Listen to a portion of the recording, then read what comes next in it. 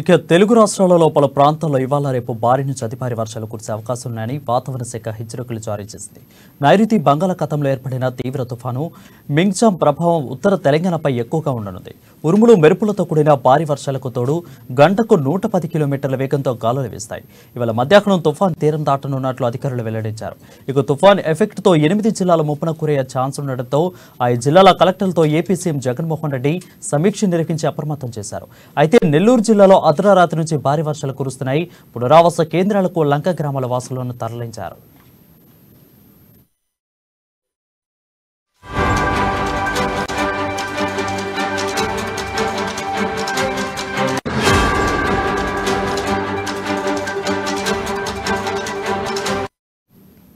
ఇక ములుగు, భద్రాద్రి కొత్తగూడెం, ఖమ్మం జిల్లాలో అతి భారీ నుంచి అత్యంత భారీ వర్షాలు కురిసే అవకాశాలున్నట్లు వాతావరణ శాఖ పేర్కొంది.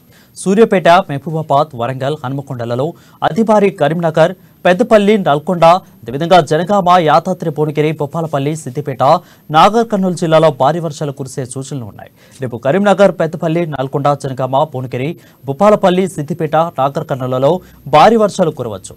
ఉత్తర తెలంగాణ జిల్లాలో హైదరాబాద్లో మోస్తరు వర్షాలు కురవచ్చని వాతావరణ శాఖ వివరించింది.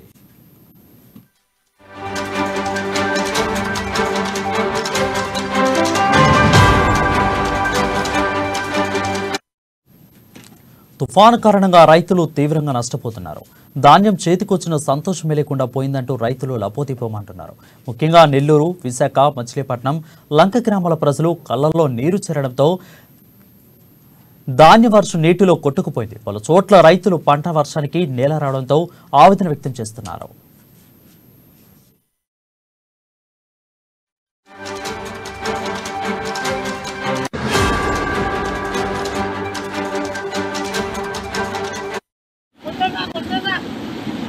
ఈ రోజు రైతుల పరిస్థితి దయనీయంగా తయారైంది.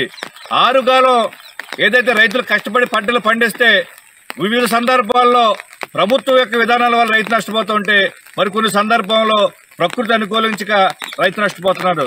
ఈ వాడుతున్న తుఫాను కారణంగా ఏదైతే పూర్వ పశ్చిమ గోదావరి జిల్లా ప్రాంతం ఉందో ఆ ప్రాంతం అంతా కూడా ఇవాళ రైతాంగం తీవ్రంగా నష్టపోయింది. ఇవాళ ప్రభుత్వం యొక్క విధానాల వల్ల ధాన్యాన్ని సకాలంలో కొనపోవడం వల్ల తేమ శాతం సాగు పేరు చెప్పి మీరు ఆరుదల వస్తేనే పంట కొనుగోలు చేస్తామని చెప్పడంతో రైతులు తమ పంట ఉత్పత్తులు కోసిన తర్వాత రోడ్ల మీద తెచ్చుకుని దాన్ని ఎండబెట్టుకోవడానికి టైం సరిపోయింది తప్పించి ఇవాళ దానివల్ల కూడా నష్టపోయారు. ఇవాళ ప్రభుత్వ విధానాలు ఏమీ బాగాలేదు. గత తెలుగుదేశం ప్రభుత్వ హయాంలో ప్రతి రైతుకు కూడా సబ్సిడీ మీద టార్పిల్ బలం ఇస్తే ఇవాళ జగన్మోహన్ రెడ్డి ప్రభుత్వం వచ్చిన తర్వాత ఒక్క రైతుకు కూడా ఒక్క టార్పిల్ బరకం కూడా ఇవ్వని పరిస్థితి. దీనివల్ల ఏదైనా ఇటువంటి పరిస్థితులు వచ్చినప్పుడు పంటను కాపాడడానికి అవకాశం లేకుండా పోతుంది. ఇదే విధానం కొనసాగితే రైతులు రోడ్డు మీద పడే పరిస్థితి ఉంది. ప్రభుత్వం ఏదో నిన్న మొన్న ప్రకటన చేసింది తేమ చేసతో సంబంధం లేకుండా మొత్తం ధాన్యం అంతా కొనుగోలు చేస్తామని. కానీ ఆ మాటల్లో మాత్రం చెప్పారు కానీ ఆచరణలో కూడా ఎక్కడా కూడా ఆ పరిస్థితి లేదు. ఎందుకంటే రైతాంగ నాయకుడు కానీ అనేక ప్రాంతాల్లో రైతులు నాకు ఫోన్ చేసి చెప్తున్నారు మా పంట మా దగ్గరే ఉండిపోయింది, ఎవరు వచ్చినా సరే రాని పరిస్థితి ఉంది, రైస్ మిల్లర్స్ కొనుగోలు రైస్ మిల్లర్స్ సజ్జలు ఇవ్వట్లేదు, లేకపోతే లారీలు పెట్టలేదని చెప్తున్నారు. అన్నీ కూడా రైతాంగం నష్టపోయే చర్యలుగా భావిస్తున్నాం. ఏదైతే ప్రభుత్వం అధికారులు వెంటనే ఏదైతే పంట నష్టం జరిగిందో ఆ పంట నష్ట ప్రాంతాలకి వెంటనే పంపించి రైతులకి అండగా నిలవాలని కోరుకుంటున్నాం. అదేవిధంగా కొన్ని ప్రాంతాల్లో నారుమళ్లు సాగు చేస్తున్న నారుమళ్లు పోసుకున్న నిన్న మొన్న పోసిన నారుమళ్లు అన్ని కూడా ఇవాళ అన్ని కూడా పోగొడిపోయి అదంతా కూడా నష్టపోయే పరిస్థితి ఉంది. ప్రభుత్వం వెంటనే పడి తెచ్చి రైతాంగాన్ని ఆదుకోవాలని పశ్చిమ గోదావరి జిల్లా తెలుగు రైతు తరఫున డిమాండ్ చేస్తున్నాం. ఈ రోజు రైతుల పరిస్థితి